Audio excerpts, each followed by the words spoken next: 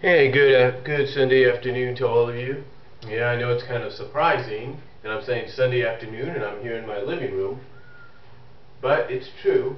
You see, my mom went with my oldest sister to go get a birthday present for her great-grandson, so I've got the place to myself. Now you're probably asking why I didn't go with her. Well, let's just say wake up around 3 o'clock, leave the house around 4 to go to work with a brother-in-law on some semi-trucks, which was a good thing. Will take its toll on you. Especially if you have like a 7-year-old there that goes crazy anytime he sees anything. It's not really your cup of tea. But anyway, let's talk about some WWE and TNA news, shall we? Let's talk about some news today. You know,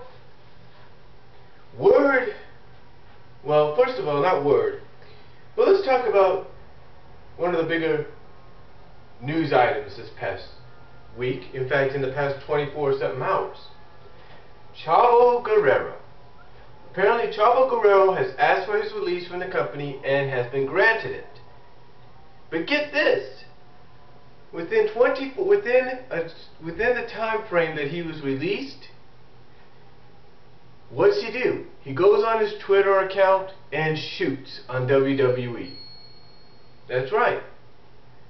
Basically, he feels he was underutilized, wasn't really appreciated, never really given a chance. So I guess he's glad to be out of the company. Which means, I guess the Guerrero legacy now moves from a male demographic in the WWE to the female demographic. Because right now, the only Guerrero on screen that we know of in WWE is Vicky. But we also know her daughter, eventually down the line, could be called up very, very soon. But is it surprising that after 10 years, being one of the longest 10 years for any former WCW star to be in a company, is this not surprising? Honestly, to me it's not. Because I would have expected it a long time ago. I mean, you have a great talent in Chavo Guerrero who doesn't mind helping other talent get over at times, but come on. The guy has done so much for the company, basically jiving himself out to superstars that really have no business being in the ring or being superstars, and yet he doesn't really get any credibility. He doesn't get any real push. I mean, the only push that he's gotten recently, or semi-push, was to help Sin Cara get over. But now, they're going to be bringing in somebody else to help Sin Cara get over. So, what happens to Chavo next? Well, Chavo may have asked for his release. But everybody knows that if you ask for your release, or if you're given a release, you still have a 90-day clause. And I already know that the rumors and speculation starting up. Well, yeah, I'm pretty sure the rumors and speculations are starting up. Chavo's going to TNA. Chavo's going to Ring of Honor. Let me put it to you like this. Unless Chavo has some kind of added stipulation to his release, some kind of stipulation added to his release, an agreement that would allow him to go to TNA or Ring of Honor a lot sooner than after 90 days, then I wouldn't be surprised if we see him at Destination X. I'm not kidding, folks. Unless Chavo has some kind of clause in his contract, or the clause in the agreement of his release, that would allow him to avoid the 90 days clause and instantly go to the competition, whichever it may be, then the closest I ever see him appearing for another company would be TNA, Impact Wrestling's Destination X. That's why I see him appearing. If he had a clause in the agreement when he asked for his release that would allow him to do that. But I don't know yet. And we won't know unless all of a sudden we see him standing in the entranceway or sitting in one of the sitting in the audience at Destination X. That's the only way we're going to know if he has a clause in the contract that allows him to do that. That's the only way. But if not, if he is going to go to the competition, then this is what I see. 90 days. 90 days starting yesterday or today, or this weekend, whatever. Think about it. July next month, August, it won't be till September you see him arrive in another company. But the question is, what company will that be? And when? Well, we know Hardcore Justice is in August. We know there's a pay-per-view for TNA in September. I can't think of the name right now. So we do know. He's going to appear at if he appears for TNA, it's going to be at the September pay-per-view, one of the September Impact tapings. We know that. If it's for Ring of Honor, it'd be a huge coup for Ring of Honor. Because Ring of Honor is supposed to debut in syndication for about 25 to 50% of the households around the country that get networks owned by Sinclair Broadcasting Group. So it would be a major coup for them to get him on the roster. But the question is, will it happen in the fall, or will it happen in the next few weeks? Because if he has that clause in the contract, folks, or the clause, unless he has some kind of agreement made and a clause made in that agreement that allows him to avoid the 90 days, then again, I feel we're going to see him either at 2 pay-per-views. We'll either see him at Best of the Best, or Best in the World, if you will, or whatever it's called for Ring of Honor, or we'll see him at Destination X.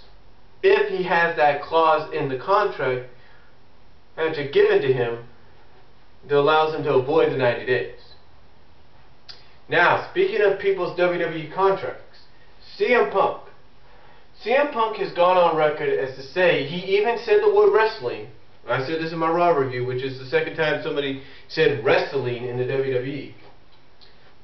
You know, and this is after they banned the word. CM Punk has gone on to tell people on Twitter, I'm pretty sure if he has a Facebook, he's told them there, that he is leaving the company. Now, some people do find it hard to believe that he's going to be leaving. Why do they find it hard to believe? Because let's take a look at the storyline angle he's in, or he's getting into. He's facing John Cena at Money in the Bank in his hometown. It's for the WWE Championship, which he has vowed that when he wins it, and the clock strikes midnight, and the 17th turns into the 18th, that he'll be out of the WWE, and he's taking the WWE Championship with him. Now, a lot of people, including Sean at Sean's View Entertainment, has speculated that this could be the best opportunity WWE has to possibly maybe vacate the championship, make a new title. There you go. Or make a new title design. There you go. Because a lot of people are sick and tired of the spinner design.